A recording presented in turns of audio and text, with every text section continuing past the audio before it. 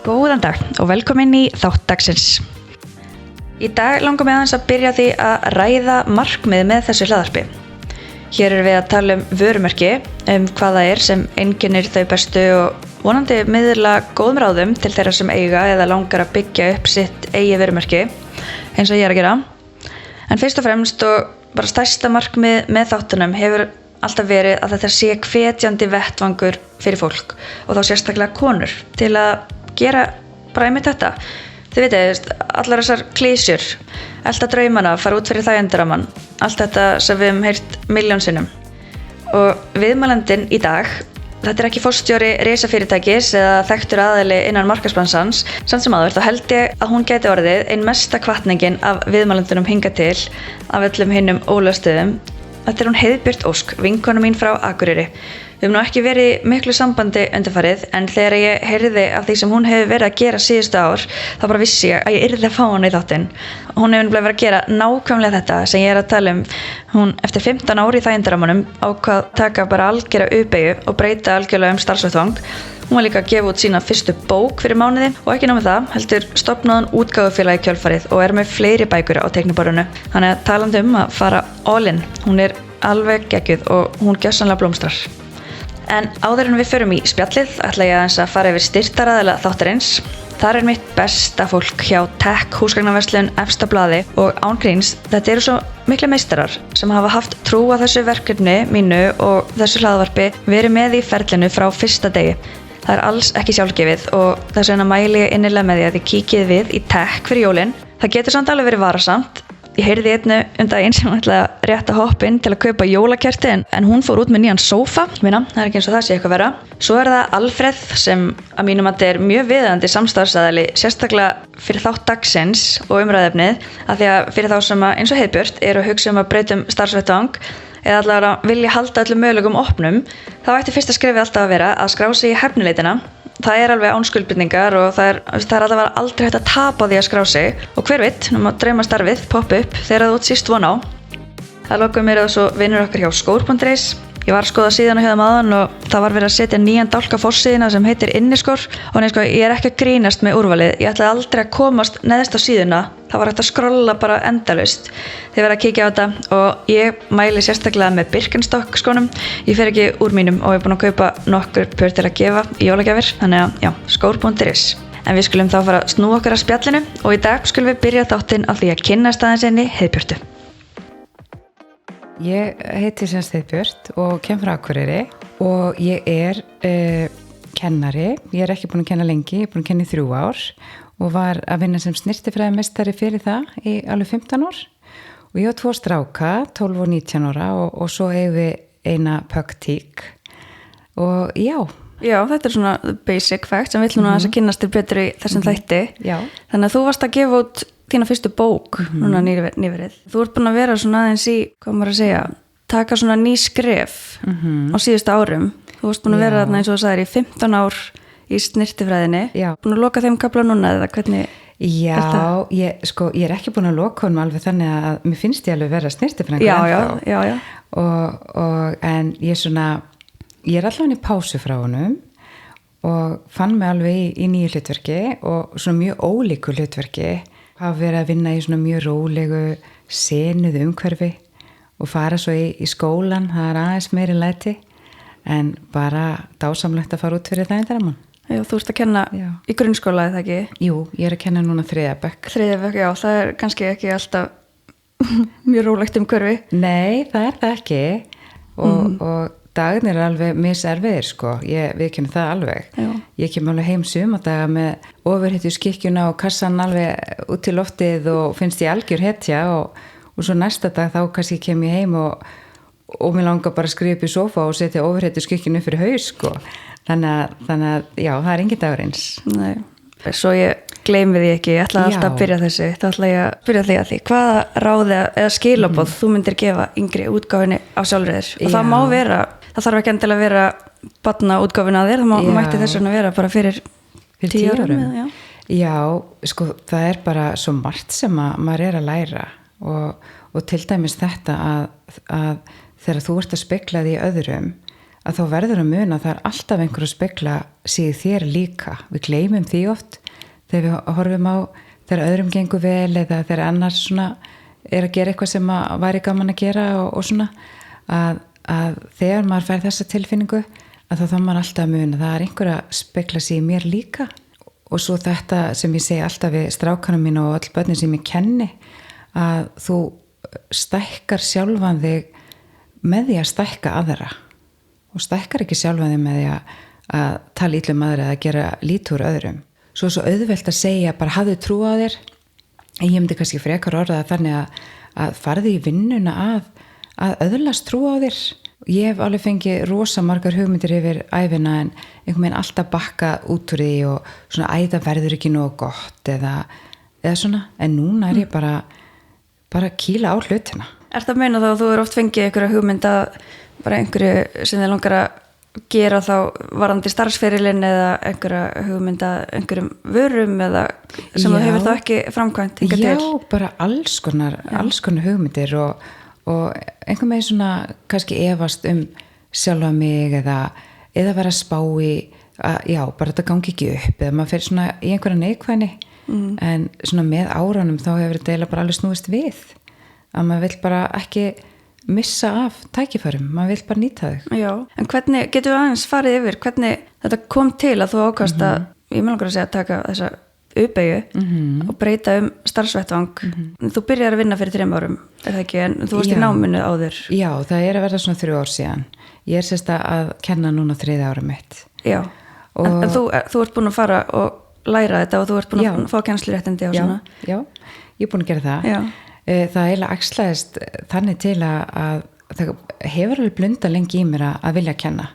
En einhvern veginn kannski var ég alltaf hörðið sjálfa mig og fannst ég þurfa bara að vita allt í heiminum að ef ég fengi spurningu þá bara þyrfti ég að geta svarað henni en kennarstarfi ekki þannig og þegar að sérst við lentum í því að annars strákurinn minn veikist alltaf alvarlega og alveg frá skóla í 1,5 ár og á þeim tíma þá náttúrulega missi ég aðeins úr vinnu og þegar hann fer hann á bata þá svona hjálpaði hann með heimanámið og svona meira heldur hann kannski almennt foreldrar gera og mér fannst bara svo gaman að sjá hann svona bara ná bata og þroskast og taka þátt í þessu ferli með honum og ég átti 3 vinkonur sem voru kennarar og 4. vinkonan var í kennaranum og það svona hvöttum mig alltaf áfram að bara þú hefur þetta vist í þér og henni ég ákvað bara að slá til og tók sérsagt kennsluréttindin bara í fjarnámi með vinnu. Okay. Og þannig það var það svona þetta að kenna honum heima sem að svona kveikti þennan þú varst búin að vera með þessa hugmynd en þarna svona sástu þetta svona ítt og eftir mér að þetta væri eitthvað sem ég geti vel gert og það eins með snirtifræðin að það hefur alltaf gefið mér svo að skilja við kunnan þannig að hún bara líði betur ekki bara hans ég kannski ánæði með meðferðina sem hann var í hjá mér heldur bara svona skiptið mér máli bara að fólki líði vel og það það sem ég finnst svo dásamt í kennarastarfinu að þegar maður næri þessum árangri með börnin sama hvort það námslega eða bara félagslega en þegar grunnskóli snýst ótrúlega mikið það líka að bara kenna þessar félagslegu hliðar og kannski bara miklu meira heldur en fólk gera sig grein fyrir maður alveg mikið í slökkvistarfi oft þannig að svona, já, þetta snýst ekkert síður það held ég að því að það það sem maður situr eftir þessi 10 ári grunnskóla það einhvern veginn ekki hvaða bækur þú varst endilega að lesa heldur hvernig þið leið og með hverjum þú varst og samskiptin og svona og bara svona læra og þú þurfum bara rosa margt í þessu og þetta svo miklu fjölbreyttara starfheldur en ég ætti von á og kannski það sem að gera það skemmtilt að þú veist aldrei hvernig dagurinn Nei. Svolítið ólíkt snirtifræðinu hugsa ég en hefur einhvern tímann hugsað það bara að ef þetta gengur ekki þá fer ég bara aftur tilbaka í snirtifræðina var það svona, langaði bara að prófa þetta og sjá til ég bara svo opin fyrir öll í dag einhvern veginn þegar ég svona fór að detti í fertugt og fór meira bara svona að þóra að framkvæma hlutina og vera svona óhrædd hvað öðrum finnst eða óhrædd að mistakast og kannski hafa bara hreinlega nemyndunum mínir hjálpað mig við það því að maður alltaf að segja við þau þú veist, það er bara þú lærir ekki nema að gera mistök og svona og það þýr ekki að vera að segja það maður ætlar ekki að fara eftir því sjálfur. Akkurat. Þannig að, já. En kom þetta fólki á óvart þegar þú ákvaðst að fara í kennarann og gifta starfsvettvang? Var það, hvernig voru viðbröðin? Já, sko, viðbröðin voru allavega ekkert slæm, ég bara allavega man ekki eftir. Nei, varstu ekki að spáði því? Nei, ég var bara einhvern veginn að gera þetta fyrir mig og ákvað bara að prófa og var ekkert að setja inn að pressa á mig og svona, en jú, ég heyrði alveg frá einum svona ertu viss að þú ætlir í kennarann bara, já, bara gerur þig grein fyrir út í hvað þú ert að fara sem ég kannski gerði heldur ekki en já. Meini, það er líka bara gaman að fara út í óvísuna og vita ekki alveg að því ég held að margir sem að geri það myndi sennilega sleppa því ef þið vissu nákvæmlega tek sjálf með þetta hlaðvarp og svona, ég held að það er ekkert mál bara kaupa 2 mæka og hendur svo út. Ef maður vissi alltaf nákvæmlega hvað maður væri að fara að takast á við þá væri örugglega freistandi að sleppa því. Já, ég held að sé nefnilega oft gott að vita bara ekki of mikið að því að eins og með kennarstarfi að það bara já, þú ert að kenna 3. bekk er þetta ekki bara lestur og starfræði, þetta er nokkuð mál en þetta er aðeins meira. En þú ert búin að gera ýmislegt annað nýtt líka á þessum árum og nú ertu nýbúin að gefa út þína fyrstu bók. Já. Við ætlum aðeins að tala um hana í dag. Já. Þetta er bókin Mamma. Já. Getur þú sagt okkur frá bara hugmyndinni og hvernig þessi bók var til?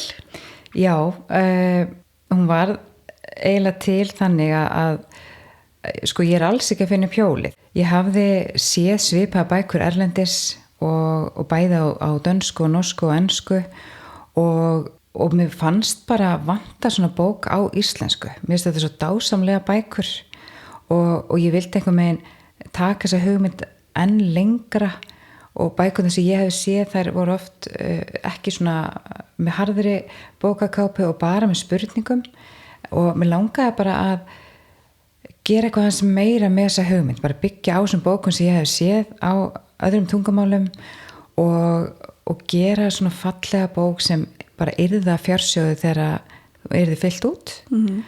Það sem er svona búin að koma mér á óvart varðandi bókin er að svona þær konur sem eru byrjar að fylla hann út að þær segja mér að þær séu að kynnast sjálfu sér svo bara upp á nýtt að með því að svona ígrunda sjálfu sér og fara yfir farin veg og mér finnst það líka svo ánægilegt. Þá er þetta ekki bara gert fyrir barni sem að fær bókina gjöf til þess að kynnast móður sinni betur heldur eru konuna líka aðeins að svona ígrunda sjálfan sig og svona já, kannski sína sér smá mildi og rifja upp af hverju ég er komin hingað og svona hvað drauma ég átti og sumar fara kannski að dusta rykið af gömlum draumum og láta það rætast. Já, þetta er alveg svolítið djúpar spurningar en svo fyrir maður sér konseptið á bókinni fyrir þá sem hafa ekki fyrir þá sem þekkit ekki. Já. Hvernig bók er þetta? Ég myndi segja stuttumáli þá er þetta bara leiðarvísir fyrir móðir til að segja barninu sínu söguna sína og þegar ég var að byrja að skrifa þetta að þá var ég í smá vandræðum að því að ég gerði bókinilega það persónulega að þú verður að gefa eða 3 börn þá þarfst að skrifa 3 bækur. Já. Og ég veit að mörgum alveg fallast hendur yfir því en þetta er bara svo persónuleg gjöf að því að það er til dæmis kafli sem heitir Ég og þú og svo móðurhlutverkið og þá er móðurinn að svara spurningunum beint til barnsins og er að svara spurningum eins og af hverju móðurinn er stolt af barninu sínu, einhverju uppáhaldsminningar, hvernig langar mig að eyða meiri tíma með þér í dag og margt svona og mér finnst þetta bara ótrúlega dýrmætt af því að það er oft þannig að maður á mörg börn að þá er maður ekki ofta að eyða tíma með einu barni í einu. Það er svo sjaldan sem að barn fær svona óskipta athygli móður sinnar. En þessi bók er pínu þannig. Þannig að, já. Ég var að segja að mamma mín fekk þessa bók að gjöf og mér fannst þetta vera meira gjöf til mín. Já. Af því að ég er einhver barni hennar, þannig að hún getur ekkert skrifað þetta fyrir neitt annan en mig. Já. Þannig að mér fannst svona, ég var alveg bara, vá, takk fyrir gjöfina. Já. En þetta er alveg, einmitt, svona gjöf sem heldur áfram að gefa. Þetta er nefnilega gjöf sem heldur áfram að gefa og mín óskar helst að bara barnabörn og barnabörn finni bókina bara upp á háaloftið eða niður í kjallara einn daginn og saga bara ömmu lifi að því að bara sögur allra mæðra skipta máli og það er svo margt sem að við mæður gerum okkur kannski ekki alveg grein fyrir því að börnunum okkur finnst merkilegt og mér finnst alltaf rosa gaman þegar ég er að ræða við mína stráka og eitthvað svona berst í tal sem mér finnst ekkert merkilegt en svo finnst þeim það svo merkilegt og það er gaman að segja þeim frá því og til dæmis þegar úlingurinn minn var að spyrja mig hvað ég hefði nú gert mér til skemmtunar þegar ég var úlingur og ég fór að útskýra fyrir honum að þegar við vorum 15-16 ára þá vorum við alltaf út á vídeolegu þá var það svona, maður labba út á vídeolegu og svo þurfti maður að ákveða með hópnum hvað mynda á taka og það máttu taka gamla með svo var slegið saman í eitthvað sem þurfti að kaupa með og eitthvað nammi og svona og passa skil á réttum tíma til þess að fá ekki sekt og svona tilbaka já og spóla tilbaka og þetta var svona krakkar í dag eru bara hvað er þetta að segja já það er svona og strákurinn minn misti bara andlitið og bara byrju þurftur að fara út úr húsi og hún fannst þetta svo mikið mál en ég sjálf fór að hugsa bara hvað það var félagslegt við hreyfðum okkur, fórum út og þurftum að taka ákvörðuna saman bera ábyrgð á því að skila á réttum tíma þannig að já Ertu búin að fylla út 2 bækur eða? Nei, ég er ekki búin að því ég er rosalega mikið búin að því í huganum Já, ég ætlaði að spyrja hvenær er rétti tíminn sem að ég myndi fá svona bók núna mér myndi finnast, ég þarf að bíða stelpuna mínu 10-12 ára þarf maður að bíða þannig til að það er orðan fullorðnar til að fylla þetta út eða hvað en svo veit maður auðvitað aldrei Sko það er náttúrulega eins og fyrir þig, þú ert ennþá svona frekar ungmóðir að það er alveg gaman að fylla út til dæmis barnesku kaplan og úlingskaplan Já, maður getur gert þetta bara jafn nóðum Já, og það er svona í fesku minni og þannig að þú gætir alveg byrjað en ég segi oft svona kannski miða við svona 18 ára að því að börnin okkar þurfa að hafa vissan þroska kannski til að kunna meta fá svona bók Já, því að það eru líka alveg djúpar spurningar þarna sem að kannski langar að nota þetta tækifæri til að segja frá einhverju sem að þú hefur ekki gert áður Já, einmitt Þú ert að segja kannski alveg hver var fyrsta ástin og hefur lent í ástasorg og já, svona ýmislegt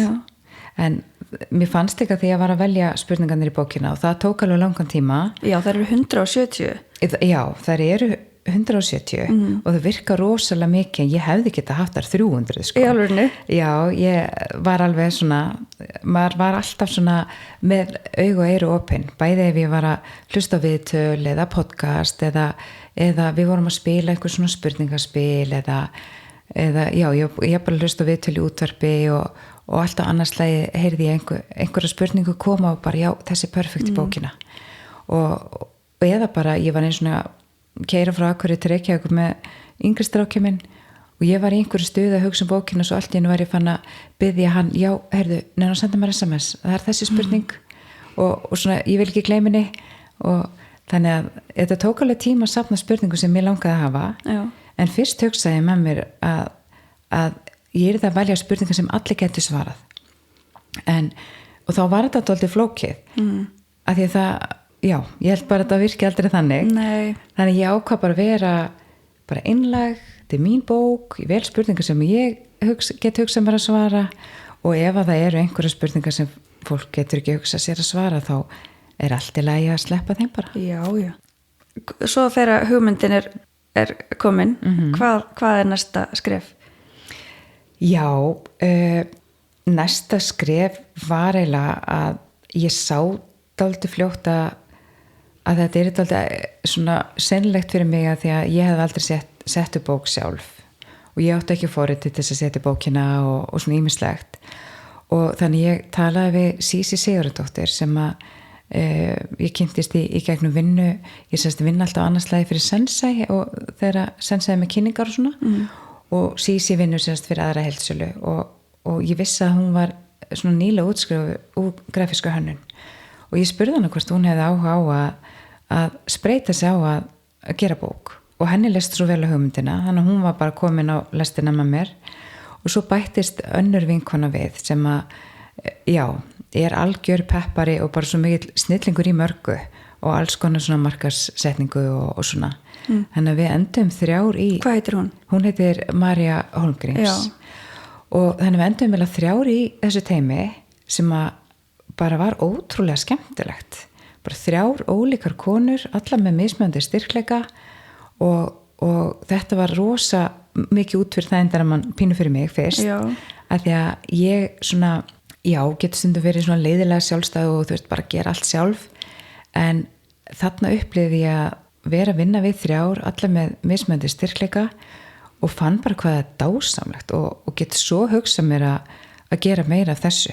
Já, ok. Það þurfi ekki alltaf að vera ein. Mér finnst þetta mjög áhugavert að því nú er ég, eins og ég hef aðeins talað ég er að gera mitt og svona tilhugsunin að einhver eigi þetta með mér eða vera að gera þetta með mér að því að veist, ég nenni ekki að þurfa að rökstyðja mína skoðanir eða þurfa þú veist, berjast fyrir því sem ég veit að ég vil hafa en kannski þessi ósammála eða eitthvað svona, veist, hvernig var þetta? Að þetta er svo mikið svona þín hugmynd, þitt svona persónuleg bók. Það hlýtur að þurfa að vera alveg rétt dýnamík í svona samstarfi. Já, ég held að ég hafi bara verið svo heppin og valið vel með mér í lið og ég held að það skiptir óssvo miklu máli. Voru þetta þá mjög afmörku hlutverk, var hún bara með hönnuna, einu með kannski markasetninguna og þú með, ég veit ekki, bara allt sko, svona uppsetninguna? Fyrst kannski átti það að vera þannig, svo einhvern veginn var maður bara með puttan í öllu og just, kannski var ég líka bara dálítið heppin. Ég get alveg trú að samstarf gangi ekki alltaf svona vel upp, en það kom aldrei neinn leiðindi upp eða neitt þannig. Nei. Og við vorum alla bara eitthvað svo spenntar að vera að gera í þetta fyrsta skipti og sýndum bara hver annari skilning og mildi og ég mann þegar bókin fór í fyrsta pröfuprent, þá vorum við bara að prófa pappír og liti og svona og við bara duttum bara strax niður á litin sem að bókakápan er í dag. Já, mjög fallega litur. Því að ég vildi hafa hana hlýlega, það er svo margar svona brúnar eða grátonabækur að ég vildi ekki hafa hana líka annari bók þannig að fólk var ekki að rugla saman og við endum einhvern veginn á þessum lit og hann bara óks á okkur og minni mig stundum á þegar kjóladæmið var fyrir nokkrum árum og fólk var að rífast hvort kjólinn verið blára eða gulur að ég dálítið að lenda í því með þessa bók að bara nei, hún er brún, nei, hún er svona bleik eða nei, þannig að sko, mér langar í varalit sem er svona litin já, það ekki já, mér finnst þetta svo sæta litir sko. Ég veit ekki hvernig ég myndi lýsa henni hvort hún væri brún eða bleik já kannski, þetta er bara góð hugmynd kannski framleiði bara næst varlit í samlit en hvernig, þið voru að segja að þið gerðu pröfu prentinu og svona, hvar lituðu prenta bókina og hvernig var það? Já, það var líka, þetta var allt svo nýtt fyrir okkur og ég fór reyndara á 2 bóka útgáfu námskeið hjá HÍ og annað þeirra var bara mjög gott fannst mér og þannig að þá lærði ég til dæmis það að 87% bóka á Íslandi eru prentaðar erlendis núna. 87%? Já, og mér skilst að það sé nú kannski bara því að svona prentvélar og svona í Íslandi þetta er kannski að verða svona dálítið gamalt og sérstaklega bækur sem eru svona með harðri kápu skilst mér að sé prentaðar erlendis að því að fyrst var ég bara, ég vil hafa þetta alveg íslenskt frá A til Ö en svo þegar ég sá svona kostnaðan við það og sérstaklega því að við vildum hafa hulstur utan á bókina að þá sáum við að það var bara engan veginn raunhæft og fórum að skoða í kringum okkur og þá eru bækur í dag langflestar prentaðar í Íslandi og svo Kína og aðeins í Þýskalandi þannig að við fórum bara að hafa samband við prentsmiður og fengum pröfur og Létuð þá prenta fyrir ykkur pröfu á bókinni? Já. Og hjá mörgum stöðum eða? Nei, við létum prenta tvö pröfueindök. Já. Hjá 2 versmiðum það? Já. Og sem voru að velja milli, já. Já. og var alveg ábyrjandi munur eða hvernig? Nei, veistu, í raunin ekki. Nei, en svo svo margt þó varan sé kannski svipið, þá svo margt hvort að bara samskiptin við versmiðina og sendingar eða framleiðslu tíminn og allt þetta. Já. Þannig var þetta ekki bara skemmtilegt ferli samt? Jú, bara mjög gaman og eiginlega var rosalega gaman að fá fyrsta pröfuinntaki í hendunar, af því að þá voru við svona bara, þá var þetta svona raunverulegt, bara heyrðu, við erum bara að gera bók og þannig það var mjög gaman. Já, þannig að hugmyndin var að vera með svona spurningar, en það líka frásagnir frá öðrum aðurum í þessari bók, eða ekki? Jú. Hvernig kom svo hugmynd? Sko, þegar spurningarna voru komnar, þá fannst mér bara vanta eitthvað meira, af því ég vildi gera eitthvað meira en ég hafði séð þessa bækur sem ég hafði séð erlendis og ég vildi bara hafa hana svona dýpri og persónlegri og þetta yrði bara smá verkefni til þess að fara í gegnum og myndi skilja eitthvað eftir sig og ég veit alveg að mörgum finnst erfitt að byrja á svona verkefni, þannig að mér langaði að fá svona bara frambærilega flotta mæður til þess að vera með og svona til þess að hvetja aðra mæður til þess að bara gera það sama og ég vissalega ég var að hana kannski dálítið bjartsýn að vera kennari á Akureyri sem að aldrei gefið bók og ekkert þekkt en ég ákvað bara að prófa, ég hafði enga að tapa og ég sendi á alls konar konur, ég vildi senda á bara alls konar konur, bæði viðskiptalífinu og íþróttalífinu og leiklistalífinu og allt þetta og gerði mig svo sem ekki neina vonur að fá svör en svo bara manni ég fekk fyrsta svarið og ég bara vá hvað var skemmtilegt sko. Frá hverjum var það? Það var frá Hildi Björns oddvita Sjálfstæðisflokksins og svo fekk ég svar númer 2 og þá var ég bara heyrðu vá þetta bara að fara að rúlla og það var Unnur Ösp leikona og hvar sendur þeim? Ég bara fann tölvupósta og ég bara netfangin er að fara já, og það tók reynda rosalega tíma. Þú vildir ekki senda bara Facebook eða? Nei, mér fannst eitthvað, ég kunni ekki eitthvað við það, ég reyndi að finna netfangin og hafa þetta svona já, svona almennlegt sko og bara útskýri fyrir þeim hvað ég var að gera og vissi að já, og ég var sérstýrun að vera að biðja þær hvort það vildu vera með og þá myndi ég senda þeim spurningalista og þær máttu bara velja hvort þær vildu svara einni spurningu eða 10 og þá væru þær að gefa mér leyfi til þess að velja einhver svör og hafa í bókina og svo þegar ég fæ 3. svarið þá ætlaði ég bara ekki að trúa því að ég væri að fá fleiri svör og ég man að ég bara satt við eldhúsborðið að borða morgunmat með úlingnum mínum og ég opnaði post og þá var það frá Ágústu Jónsson og ég bara var svo meir að það bara lag tárnu kinnina og strákurinn minn hélt bara eitthvað að koma upp á ég bara var svo meir að þessar ókunnugu konur væru að treysta mér fyrir þessi verkefni, þessari blá ókunnugu konu á Akureyri að senda mér bara svona ótrúlega falleg og einlæg svör og leyfa mér að nota í bókinni þannig að það ekki sjálfgefið sko en þannig að var meiri hlutin af þessum konum sem þú sendir bara til í þetta? Sko, við erum 15 sem að skrifum svona í bókina og einhverja náttúrulega svöruðu mér ekki og einhverja svöruðu og sögðu bara nei takk og svo var nú einhverja sem að vildu taka þátt en svo fólk bara rosa upptekið og ég gaf hann smá frest og svona svo varð ég bara að segja stopp og bókin var bara leiðin í prentun en ég fekk að ansi margar til þessum mig og líka fjölbreyttan hóp, þetta ekki svona einsleitur hópur hvernig og einmitt úr öllum stjætt eða svona mörgum mismunandi stjættum og bara mismunandi aldur algjörlega. Og yngstu eru kannski ætla sé ekki bara Birgitta Líf líklega með þeim yngstu og alveg upp í Sigrúnu Eldjárn rithöfund. Þetta gefur bókinni svona mikla dýpt finnst mér. Já, svona, mér finnst það. Og svona pínu einmitt svona innblástur fyrir þá sem að fylla hann út. Já. Svona já, ok, ef að Birgitta Líf getur skrifað hérna þá get ég nú alveg sagt að þessi líka. Já, algjörlega. Og svona hvetur þær bara til þess að fara á lestina og taka þátt og skilja eftir sig þennan fjársjóð fyrir börnin sín. Og svo reyndar líka að því ég kennari þá veit ég að það er aldrei eitthvað eitt sem hendar öllum og sumir hafa ekki gaman að skrifa mikið. Þannig ég reyndi að hafa línurnar svona ekki of fáar en ekki of margar, ég reyndi að fara svona milliveg og svo svona til þess að brjóta þetta enn meira upp að þá reyndi ég að gera líka svona skemmtilegt uppbrot svona til dæmis svona botnaða spurningar eða svona glugga með svona spurningum sem eru svona að botna bara stuttar setningar og jafnvel svona tengispurningar eða bara strika undir þannig að þetta væri svona eitthvað fyrir alla. Og hvernig hafa viðtökurnar verið frá maðurum sem hafa fengið þessa bók og hefur heyrt einhverja sögur frá fólki sem hefur fyllt þetta út?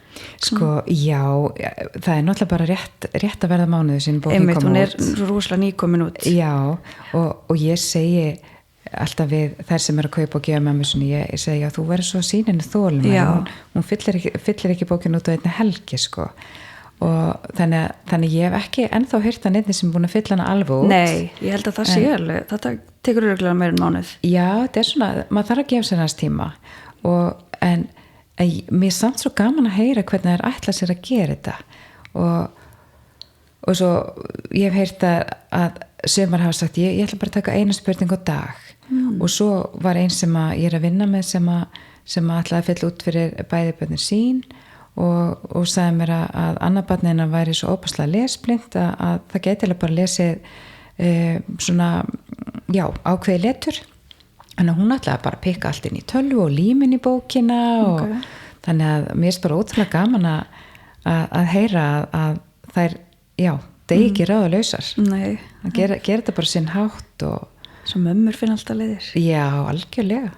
En hvað tók þetta svona framleiðslu ferlið langan tíma bara frá því að fékkst hugmyndina eða eiginlega líka frá því að fékkst hugmyndina þangað til ákvast að gera þetta því ég held að það sé oft svolítið langur tími hjá fólki var þetta búið að blunda lengi í þér eða ákvastu strax bara, ég ætla bara að gera þetta. Já, sko ég er reyndar dálítið þannig, ég er dálítið óþælum að ef ég fæ hugmynd þá er ég bara ég verð mjög svona ástríði full gagnvart því sem að ég er að gera svona. Þannig að ég fekk hugmyndin í nóvember og svo var bara nóvember bara fyrir ári og svo bara kannski í desember þá var ég bara byrjuð að setjast niður á laugardagsmorgnum og satt jafnvel bara við tölvuna til 8 á kvöldin og ég bara, ég verði alltaf svona húgt á þegar ég fæ áhuga á einhverju. Ég tengi. Já, þannig að þannig að þú ákast strax bara, þetta var ekkert eitthvað svona, ég kann þetta ekkert. Nei, veistu, það var bara eitthvað innra með mér að mér langaði bara svo að gera þetta. Mér langaði svo að væri svona góð bók á íslensku og þannig ég bara þannig að þetta er bara ár frá því að hugmyndin kviknar og hún er svo bara komin í búðir árið setna. Þetta er alveg magnað. Já. En þið stofnuðu þið gáðu ekki bara út þessa bók, þið stofnuðu útgáfu félag, er það ekki? Jú. Í rauninni, söguspor. Já. Kom það bara svona í eðlilegu framhaldi? Já, ég bara, boltinn fór bara að rúlla og svo bara rúllar hann og okkur langaði bara eitthvað svo að fara bara all in og gera þetta sjálfar, fara ekki gegnum útgáfufélag. Það eru náttúrulega kostur og gallar við það en við erum búin að læra alveg heilmikið á þessu ferli og það endaði með því að ég og Marja stofnuðum bókaútgáfufélag sem heitir Söguspor og er bara norrlenskt bókaútgáfufélag í eigu kvenna og við erum alveg með margar hugmyndir í kollinum og til dæmis erum við byrjar á pappabókinni að því að mér finnst ekki hægt að gefa út svona fallega mömmubók og maður þarf að gefa pappabók líka og við svona hugsum þetta þannig að margt smátt gerir eitt stórt bara ég gera heiminn betri og félagstengsl eru náttúrulega eina grunnþörfu mannsins og þau eru mjög brothætt félagstengsl og bæði bara fólk skilur og börn eignast 2 heimili og það er svo margt sem getur komið upp á bara erfi veikindi í fjölskyldum einangra fólk og ýmislegt þannig við lítum dálítið á á þessa bók að við séum kannski að eiga okkar þátt í að gera heiminn örlítið betri með því að styrkja tengslin. Og þessi bók einmitt svona dálítið þannig að þegar maður barn þá á mamma bara að vera að fæða og klæða og græða og gera og svona, og svo þegar við eldumst þá förum við að líta á mömmu sem eitthvað aðeins meira og þessi bók kannski gerir okkur kleift að kynnast mömmu á pínu nýjan hátt. Og já, þannig að það minnum mig pínu á, ég var að TikTok myndband í gær bara, já. Og þá sá ég eitthvað svona, þegar þú áttaði á því að jólatöfrarnir, þetta allt mamma þín eða þetta var allt mamma þín, þannig að ég var bara svona, það var svo eitthvað fallegt og einhvern veginn maður hugsaði tilbaka sem barn bara hvað, maður gerði sér grein fyrir þá hvað mamma manns var eða foreldrar manns bara yfir höfuð voru að leggja mikið á sig og maður kunni ekki meta það þá eða vissi ekki betur en eða tók því sem sjálfsögum hlut neðast bara, maður held að jólasveinninn væri bara en svo var þetta bara mamma þannig að það er svo margt svona sem maður kann að meta með tímanum held ég en, og þetta er til margar svona bækur um barnið þú veist að þú ert að skrifa niður alla þeirra áfanga og svona en þetta er svona dýpra, þú ert að kynnast mömmuðinni sem manneskjunni, ekki bara sem móðir einhvern veginn og hvað bara drauma átt hún og hvernig var barnæskan og úlingsárin og já og svo endar bókin á bara nokkrum auðum blaðsíðum sem eru ætlaðar fyrir svona einhver góð heimilsráð og uppskriftir þannig að þetta er líka mjög skemmtileg bók kannski þegar barn er að flytja heiman og svo tala ég alltaf barn en ég er í raun og veru að tala fullorðin börn af því að ég er að tala börn sem eru kannski allavega orðin 18 og svo eru konur kannski 60 og 70 að færa börnunum sínum sem eru sko 40 og 50 og maður er alltaf barni mömmu manns það er bara þannig og það er eitthvað megin maður þarf alltaf að mömmu svona að halda saman hvað maður er honum gamall algjörlega, þetta er ótrúlega fallegt og bara einilega til hamingju með þessu bóka enn aftur já, takk fyrir en ég er forvitin að vita meira útgáfu fyrirtækið þarna þú sagðir að það væri kostur og gallar við það að gefa út bókina í gegnum útgáfufélag eða þá að gera þetta sjálfur hvað horfðið þið á? Sko við sko ég horfði fyrst og fremst á þetta sem eitthvað svona bara áhugamál, mér langaði bara að gera þetta og var kannski ekkert endilega að hugsa þetta sem viðskiptahugmynd í raun og veru, ég var bara að hugsa þetta eitthvað svona, þetta er eitthvað sem ég langar að gera en svo fórum við svona kannski að kynna okkur að fara í gegnum útgáfufélag það er rosalega gott að margan hátt og færður rosalega góð þjónustu og þeir bara sjá þetta fyrir því og svona þannig að ef að fólk er með kannski einhverja sögu eða eitthvað þannig og þá er rosalega gott að afhenda bara útgáfufélagi og fá alla þjónustuna. Þú ert að tala að fá að prenta þau bókinu og sjá dreifingu í búðir og allt þetta. Já, og sjáum bara allt þetta og setja hann kannski upp fyrir þig og allt þetta en þá náttúrulega færðu mjög lítið í vasan sjálf. Já, og ég held að þetta bara verið líka forvitni í okkur að langa bara að prófa að gera eða semst, að gangi gegnum allt ferlið. Og fyrst að við vorum orðnað 3, María hefur reynsla af alls konar svona tengdu einhverju svona framleiðslu. Já, ég held að hún hafi verið á baku tjöldinni mjög mörgu. Ég held sko að ef ég hef ekki fengið Maríu með mér í teimið þá hefði ég líklega farið í gegnum forlag. Og svo kom þetta nafninga minn upp í huguna því að í bókinni tala ég skildu eftir því söguspor. Og þá einhvern veginn bara kom nafnið. Já. Jú, söguspor. Þá heita söguspor útgáfu fyrirtækið. Já, þetta er rosalega flott nafn. Já. Ég myndi ekki oft heyrt þetta orð. Nei. Skildu eftir söguspor. Var þetta bara eitthvað sem þú bjóst til eða? Veistu, ég hreinlega veit það ekki. Við vorum alveg að velta fyrir okkur bara söguspor. Er þetta 1 orð, er þetta 2 orð eða svo voru við bara, okkur finnst þetta fallegt, við notum það. Já. Þannig að... Mjög flott. Já. Þannig að þið ætlið að gefa út fleiri bækur en ætlið að gefa út kannski líka bækur fyrir aðra eða aðrir eru með einhverja hugmynd, eru þið opnað fyrir því eða? Sko við höfum reyndar fengið fyrirspyrni nú þegar en akkurat núna þá er ég náttúrulega í bara mínu starfi sem kennari og þetta er svona dálítið auka og við erum að gera næstu bók líka sem verður pappabókin og við ætlum eiginlega bara að einbeita okkur að því akkurat núna.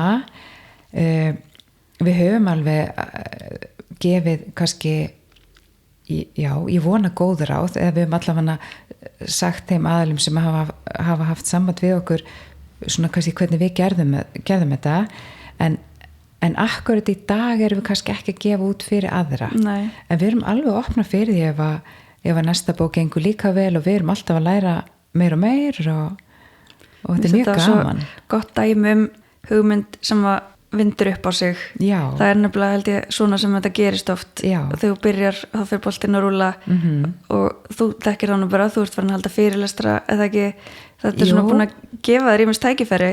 Já. En ekki, þú kannski þegar þú fegst hugmyndina þessari bók þá varst þú ekki gerir ég ráð fyrir ekkert endilega að hugsa að þú erðir í viðtölum, sætir hún í podcasti og svona, þetta hefur svona einhvern veginn opnað alls konar ný tækifæri eða ekki?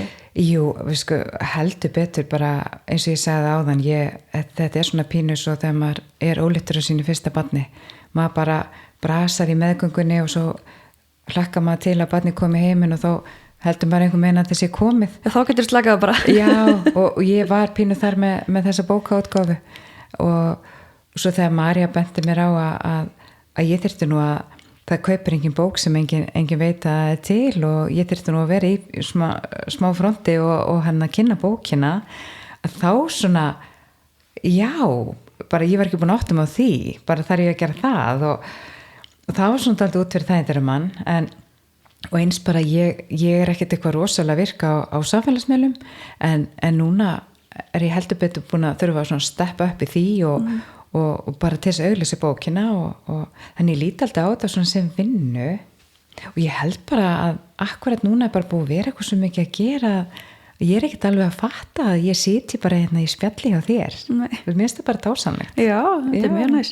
En þú hefur verið, eins og ég sagði, halda fyrirlestra til dæmis í Hofi var það bara þetta ferlið eða hvað var fyrirlesturinn? Já, það var náttúrulega bókina. Já. Og svo var það líka bara þetta að vera kannski komin, vera svona þroskuð kona, vera ekki með lítil börn lengur og að bara þora að svona fara aðeins út af sama sporinu, að breyta til og já, það var svona ég var svona alltaf hvetja konur til þess. En það var svona líka pínu ástæð fyrir að mér langa að fá því hingað því að mér finnst þetta svo gott dæmi þegar ég byrjaði með þetta hlaðvarp þá voru tvær ástæður, mér langaði að tala fólk sem hefur unni fyrir eða byggt upp sterkt vörumerki og bara heyra allt það, bara hvernig og komast að hvað það er sem einkennir svona sterk vörumerki og svona, en hins vegar líka til að hvetja fólk til að framkvæma hugmyndir sem það er með og prófa eitthvað nýtt. Já. Ég hef allavega verið þannig sjálfa svona pínu eins og þó ég fæ ykkur hugmynd og bara lætur hún ekki í frið og ég verð að framkvæma þetta en ég er alltaf að tala við fleiri og fleiri sem að hafa verið með einhverju hugmynd í mörg ár, hugsa alltaf að ég get aldrei gert þetta, ég er bara búin að mennta mig í þessu, ég er búin að velja mér þennan feril og mér langar svo að koma þessum skilabóðum á framfæri og mér finnst þetta svo fullkomið, þú ert ekki bara að velja nýjan starfsvettvang, heldur ertu að halda áfram og gefa svo út bók. Já, ég held að því ég hef alls ekki alltaf verið svona. Ég var rosa svona bara dálítið inn í kassanum og inn í mínu öryggi og svona, en svo bara þegar ég náði einhvern veginn vissum aldrei og fór að treysta mig meira í hlutina og var svona óhrædd við að mistakast, þú veist, hvað er það versta sem getur gerst og líka að ég held að maður sé stundum hræddur við að fá nei og eins og þegar ég var að senda á allar þessar konur að ég fekk alveg nei líka en það er bara alltaf lægja því að jáin eru bara svo rosalega skemmtileg þannig ekki, ég myndi líka segja það við unga mig, bara ekki vera hrædd við negin af því að ef þú spyrð ekki þá færði aldrei þessi ótrúlega skemmtilegu já og eins með það að ef maður er eitthvað pínu óöryggur að gera hlutina alveg einn eins og ég var með þessa bók að það er bara dásamlegt að viðra hugmyndina sína við aðra og vinna sem svona lið þannig að bara finna aðeins lausnir og ekki gefa kannski drauman upp á bátinn alveg 1-10 sko. Nei, og kannski ekki vera ef að þú ferð, ertu nú alveg viss hefur þú eitthvað reynsli í bókaútgáfu? Já. Er ekki einhverjir aðri betri í þessu? Ég fekk þetta alveg þegar ég byrjaði með podcasti Kannt þú það? Já. Svo, nei, ég kann það ekki en ég ætla að læra það ég ætla bara að finna út úr þessu einhvern veginn að vera ekki að leita ráða hjá öllum og svona finnst þér rétt að gera þetta af því að ef þú ferð þá, nei ég veist það ekki ég veit ekki hver er svo held ég líka að maður þarf svona, maður veit innst inni hverjir kannski standa við baki á manni og maður þarf svona að átta sig á því að það er ekki allir að fara standa við baki á þér. Ég fekk alveg að heyra líka bara gefa út bók, það les engin bækur í dag og ég bara þannig að maður fær alltaf aðeins svona en það hefur ekki truflað mig að því að mér ég bara hafa fengið meira jákvætt og vinkonum mínar margar voru ekkert hissa þegar ég sagði að ég væri að gera þetta og eins og einn sagði bara ef það er einhver sem getur gefið út svona bók sem að fær mig til að vilja skrifa í hana þá ert það þú. Þannig ég bara ok, takk. Já. Þannig En þarna, hvernig gekk að koma bókinni í sölu og svona? Hvar er hún til sölu? Svo komin að því. Já, við erum með heimasíðu söguspor.is og það sem hún er til sölu og svo er hún í bara flestum pennabúðunum og hún er nýkomin í Hagkaup á Akureyri og Hagkaup í Kringlu og hún er í Kistu í Hofi á Akureyri og hún er í Sölku bókabúð og hún er í Skáldu bókabúð. Hún er komin á hans sem marga staðir. Já, þetta eru margir sölustæðir. Já. Tók fólk bara vel í þetta? Já, bara rosa vel. Og við bara komumst strax inn allstaðar og við þurftum svona aðeins að hafa fyrir að komast inn í Hagkaup en það er samt ekki skrítið að því að við vorum svona eiginlega alveg á síðustu stundu að því að bókin kemur ekki út fyrir 8. nóvember og ég myndi hugsa ef ég var að gefa út núna bók þá myndi ég segja við komandi þetta tekur allt svo langan tíma reynda miða við að bókin sé komin til landsins í byrjun október ef þú ætlar að vera með í jólabókaflóðinu. Já, eða allavega að vera búin að kynna hugmyndina og svona, ég man alveg þegar ég var að vinna í Hagkaup maður fekk skilaboð 18. desember nei, kannski ekki alveg en fólk þarf að vera ansi tímanlega þar það er búið að ráðstafa náttúrulega plási og svona þannig að, en ég bara ég get ekki kvartað nei, bara vel gert að koma þessu inn á svona marga staði ég held bara að gila sér bara að vera einlægur og trúa á vöruna sína. Og finnst þér þetta að hafa breytt þér svona einhvern veginn persónulega þetta ferli? Bæði það að skipta starfsvettvang, þannig að fara að kenna námið og svo þetta, taka þetta skrif og vera orðin, komar að segja, svona sýnilegri og setja og tala þig og svona, þetta snýst af mörguleiti að selja hugmyndið, ekki? Jú, það gerir það. Já, ég nefnilega held að maður alltaf að breytast og bæði hefur kennarastarfið bara kennt mér heilan helling og heilan helling bara sjálfan mig að ég horfa alveg tilbaka svona hvernig mér leið í skóla og svona ég kannski sýni mér aðeins meira mildi sem barninu sem ég var þegar ég er umgangast þessi börn í dag og svo með bókina að þótt að ég sé ekki búin að fylla 2 bækur út og láta strákana mína hafa að þá er ég eiginlega svona búin að því í höfðinu því að þegar ég var að velja spurningar þá var ég alltaf svona ég ætlaði mitt að segja nú frá þessu þegar ég skrifa þetta í bókina og svona þannig en það er bara búið að vera mikið að gera ég trúi því og þannig ég svona maður þarf að gefa sér aðeins tíma En markasetningin og svona eru þið með afmörku hlutverki því Marja að sjá þetta eða Sko við erum ég myndi segja að Marja er meiri í því en ég en við reynum bara að hjálpast rosa mikið að og Marja er algjör svona dúr hún bara algjör peppari og svona bara ítir hlutunum áfram og það er bara dásanlegt að hafa hann í liði með sér. Þetta er alveg magnað með að einhvern veginn hafa valist svona gott heimi í kringum þetta og allar svona með styrkleika og mismunandi sviðum. Já. Það er þannig sem að ég held að bestu teimin sé að það er svo margir sem eru held ég við erum allar ótrúlega góður í netmarkasetningu, við skulum gera þetta. Já. En ég held að sé kannski best að vera með ólíka styrkleika og þessi, eða auðvitað með einhverja sameiginlega. Já. En svona að þið vitið svona... Ég er alveg sammála og svo held ég að við séum bara að læra svo mikið af hver annari. Og það er líka ótrúlega skemmtilegt. Og svo er þetta líka...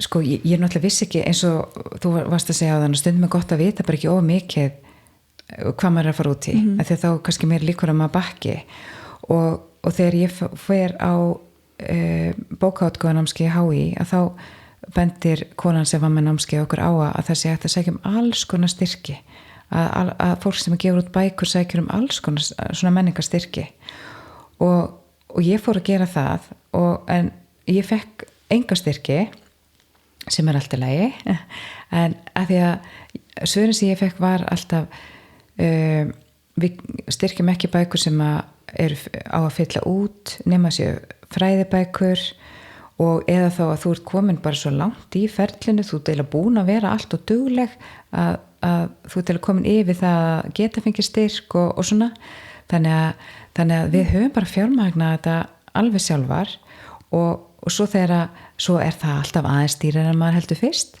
en boltinn bara byrjar að rúlla og maður bara klára dæmið maður lætur það ekkert stoppa sig Og hvernig hefur salan gengið? Bara ótrúlega vel Og eru þið með mikið magn eða pantið bara jafnóðum eða hvernig, hvað er framleiðsluferli langt sem að bókum myndi seljast upp núna væri það ekkert að panta meira? Já, ég hann að geta panta meira en ég þyrfti að bíða alveg í rúman mánuð eftir bókum. Þannig, þú getur ekkert panta þetta bara jafnóðum bara. Nei, maður þarf að hugsa þetta alltaf svona fram í tíman. Og hvernig velum maður, hvort þú ætlar að panta 2000 bækur eða 200? Sko, við allavega bara ákveðum að fara ágætis milliveg og byrjuðum á 1000 bókum. Já, ok. Og þær eru alveg langt komnar, þannig að við erum búin að leggja aðra pöntun en svo pöntun kemur ekki fyrir eftir jól. Þannig ég vona bara að bækurna sem að við fengum fyrir jól bara dugi sem er náttúrulega bara lúxusvandamál myndi ég segja. Ég held að væri bara geggja að selja 1000 bækur á fyrstu bókinu sinni. Já. Ekki það, ég veit ekki alveg hvernig þessar tölur eru og svona. Nei, veistu, ég bara veit það eiginlega ekki heldur en ég er alltaf bara glöð.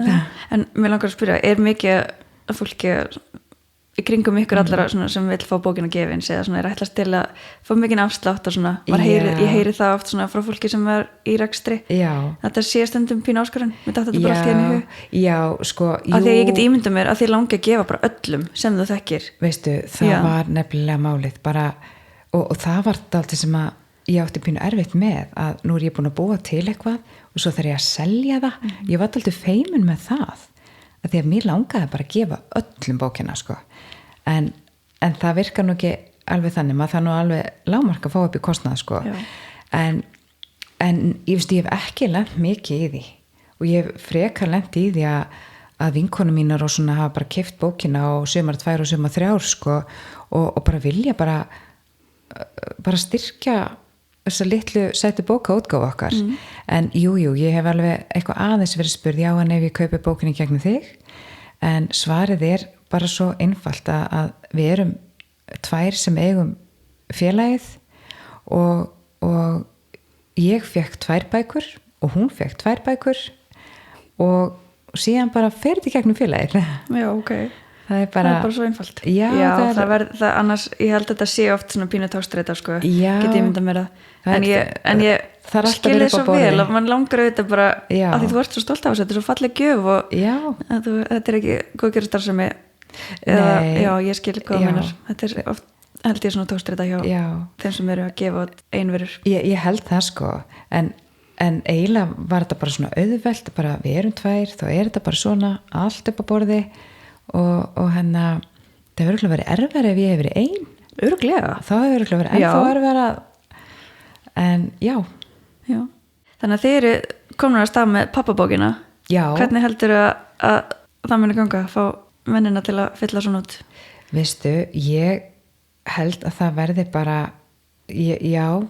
sko, ég held að ég eftir að ganga verður þetta eitthvað öðruvísi uppsett hún verður nefnilega öðruvísi uppsett en hún verður samt þegar verða líkar en pappabókin verður svona Hún verður svona aðeins léttari á marganhátt, hún verður svona aðeins léttari yfirbræði yfir henni og eins og grafíkin í þessari bók er mikið svona blóm og svona dúlleri en í pappabókinni þá verður þetta svona aðeins meira svona mótjól, nei já, svona, meira kannski svona já, það aftur að koma í ljós já, þetta er svona keðjur og repi og eitthvað svona sko í kringum svona botnakassa og svona kannski, já meira léttu efni og svona þannig en núna er ég nefnilega að fara svona í það vinnu að fá frambarilega flotta feður til að taka þátt í bókinni þannig að ég er svona að byrja þá vinnu núna. Ok, þú byrja að senda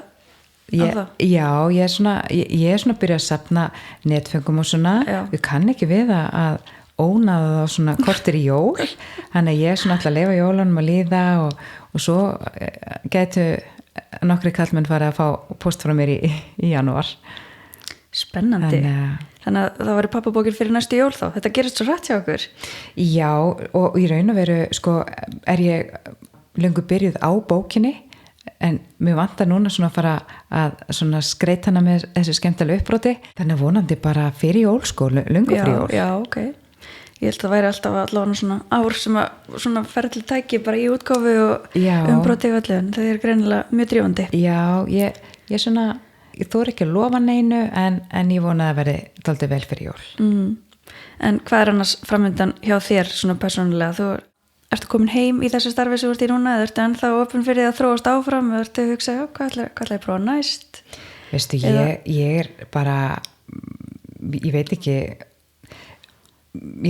hvernig orða kannski er pínu með gráa fiðringin eitthvað, svona þegar ég fór að byrja að fara út fyrir þægindaramann og taka svona uppbyggur í lífinu og að fara af rólegum vinnustað í snirtifræðinni yfir í allt annað umhverfi og núna gefa út bók og svo fyrir 3 árum þá gaf ég loksins eftir og við fengum okkur hund, það var alveg út fyrir þægindaramann, ég hef aldrei átt dýr ég lét það eftir strákonum mínum og ég skil nú ekki að hverju gerir það ekki fyrir sko, því líka dásemdin að hafa dýr á heimilinu að ég er svona ég er komin upp á bragði hvað er gaman að fara út fyrir þægindaramann og prófa eitthvað nýtt þannig að mér finnst ég bara alls ekki standa eins og tré í vinnunum minni sem að ég er í núna og ég er alveg opin fyrir að ég er bara mjög open-minded ef ég má sletta og nú ertu búin að kynast svona framleiðsluferli og svona þessu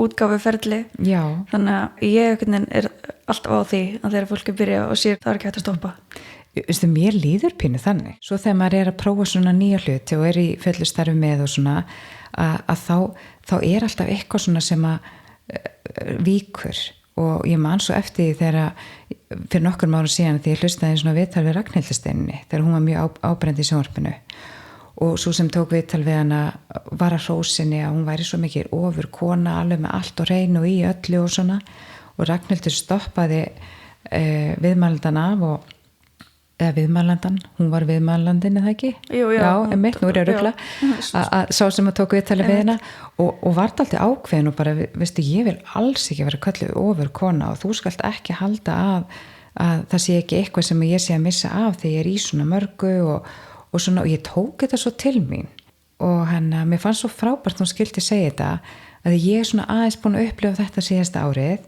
að það búið að fara rosa mikil tími í að gera bókina bara svona flestar helgar og svona að nú er ég svona aðeins svona, ég er ekki búin að vera alveg nóg dugleg í félagslífinu þannig að nú þarf ég aðeins að fara að því maður getur ekki haft svona rosalega marga bolta á lofti þannig ég er ekki búin að vera alveg nóg duglega í félagslífinu síðasta árið. Nei, það þarf eitthvað það er alltaf sko. Eitthvað sem að víkur nefnilega. Ef maður er ringur sem er 100% þá getur þú bara valið á hvað mörg prósent sem fer í þetta.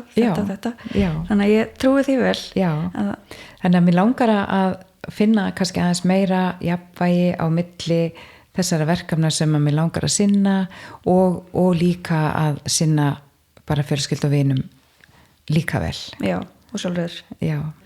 En mér langar svo, byrjaði bara að loka mér oftast með þessu spurningu, svona hvað ráðið að skilabóð úr með almennt að hlustanda, en mér langar aðeins að þrengja þessa og bara fyrir konur á svona okkar reki sem eru, búin að festa sig, langar með að segja í einhverju starfstitli og að því að sjálfsmyndin okkar tengist svo oft því hvað við vinnum við og svona. Já. Þú heitir stuttifræðingur, en fyrir þá sem að langar að prófa eitthvað alveg nýtt, langar að breyta alveg til. Já. Og þú veist, hvernig á maður að byrja? Því að maður vill heldur ekki taka bara sjansinn á bara fórna öllu og hvernig tilkynna öllu, já, nú er ég hætt þessu, er fyrsta skrefið. Sko, það er alveg pínu erfitt að því að ég var alveg búin að finna í smá tíma að ég væri svona farin að staðna í snyrtifræðinni.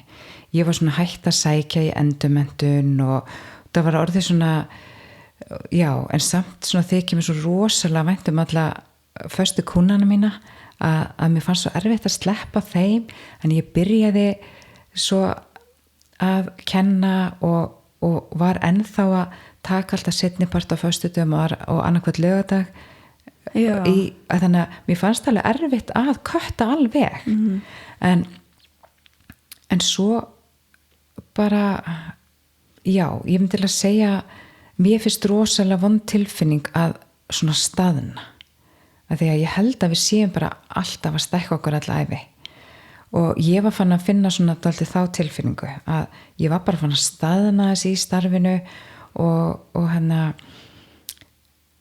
þá þarf maður bara að taka sénsinn og á mörgum vinnustöðum er hægt að sækja ársleyfi ef að fólk vil gera það til dæmis og prófa bara og kannski er þetta bara alls ekki fyrir því þá getur þú farið tilbaka en einhvern veginn þannig að þetta sé ekki hugsunin að þetta hafi verið svo mikið mistök að hafa eitt öllum tíma í þetta bara einhvern veginn, mér langar að koma skilabóðum að það sé það er alls ekki hugsunin þú sér ekkert eftir að hafa verið snyrtifræðingur í 15 ár bara það er bara góð reynsla og allt það bara algjörlega en má líka prófa eitthvað annað algjörlega og lífið er bara þannig að þú veist þetta er alveg heilt ferðalag og maður er ekkert endilega á sama staðnum allan tíma svo í ferðalagi það er bara alltaf lagi að já svo er þetta pínur þannig held ég í dag þetta var meira kannski kynslóðuna undan þá valdur þér bara æfi starf og þú bara vannst í sundleginni í 50 ár og varst ekki að færa þig þannig að núna er þetta gert allt sem maður vill og maður prófa bara alls konar þú getur henni hér í ár og fært því svo annað og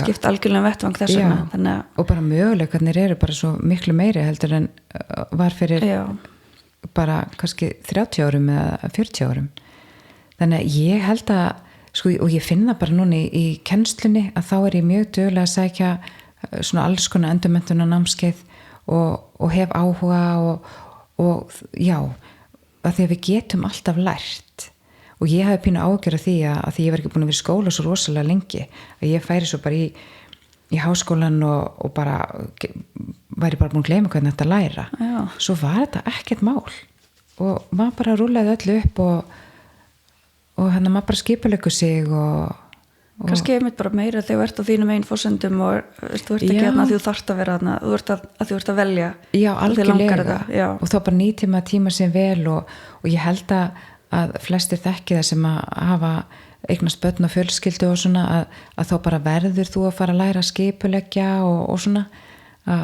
já En nú ert þú að fara í eitthvað program í dag, varandi bókaútgáfuna eða ekki? Hvernig er svona að vera að gefa út bók núna í þessu jólabókaflóði? Hvernig fylgir þessu eftir?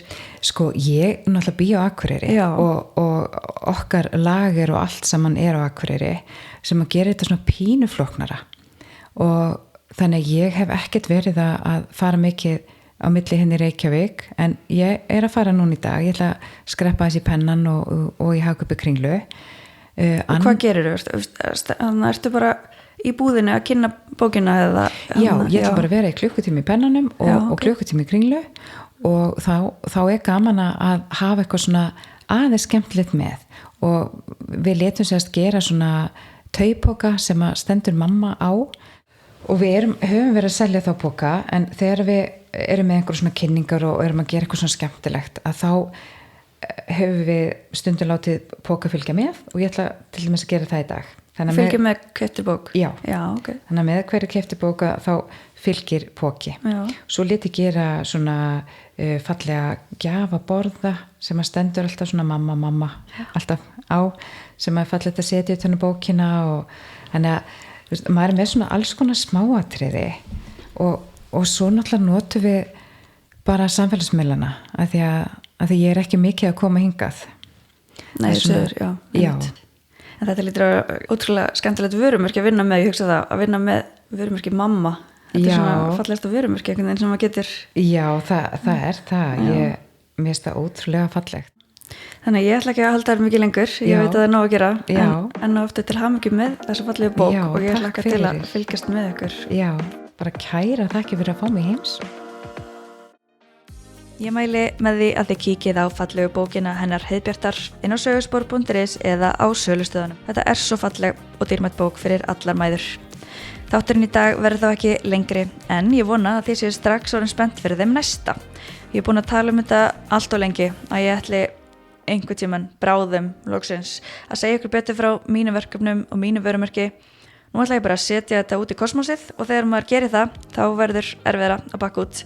Þannig að næsti þáttur, hann verður öðruvísi, hann verður ekki að geður, stóra afhjúpunin, oh my god, allavega segjum þetta gott í bili, ég heiti Margrét Björk, þú varst að hlusta á Vörumerki.